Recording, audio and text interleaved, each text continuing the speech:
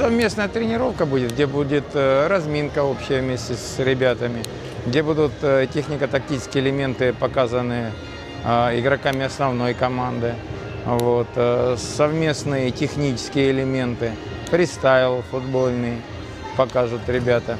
Обязательно будут конкурсы. Один из конкурсов будет возможностью ребят определять лучшего по забитию мяча нашим вратарям основным.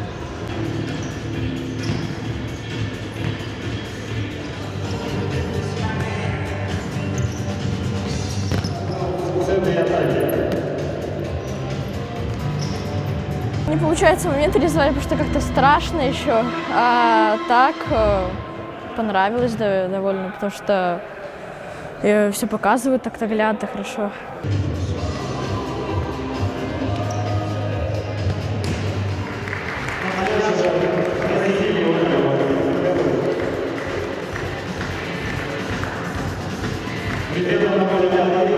Ну, безусловно, приятно, но чувствуется, что разный уровень. Мой, допустим, и того же Антона Рудых или других игроков. Но приятно получать пасы от них и обыгрывать, может, кого-то. Это все очень нравится.